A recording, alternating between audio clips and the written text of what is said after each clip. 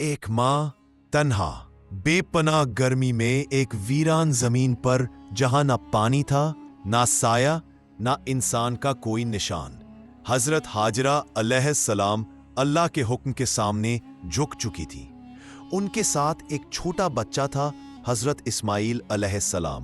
بھوک سے رو رہا تھا، پیاس سے تڑپ رہا تھا، اور ماں بس دعا کر رہی تھی، یا اللہ تو ہی مدد فرما۔ زمین تپ رہی تھی، دھوپ جلا رہی تھی، اور حضرت ہاجرہ علیہ السلام نے ایمان کا وہ منظر پیش کیا جو رحمت کا پیغام بن گیا۔ وہ ایک پہاڑی پر چڑھیں، صفا، پھر نیچے آئی اور مروہ کی طرف دوڑی، پھر واپس صفا، پھر مروہ، 7 مرتبہ۔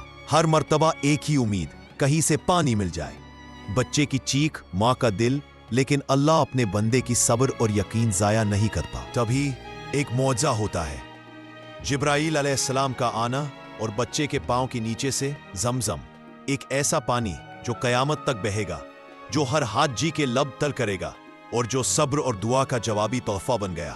حضرت ہاجرہ علیہ السلام کی یہ کہانی صرف ایک ماں کی قربانی نہیں، یہ صبر، یقین اور ایمان کا سب سے خوبصورت پیغام ہے۔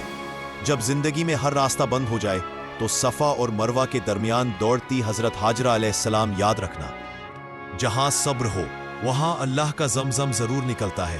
اور آج بھی ہر حج میں، ہر عمرہ میں لوگ انہی قدموں پر چلتے ہیں تاکہ یاد رہے، ایک ماں کا صبر کبھی ضائع نہیں جاتا۔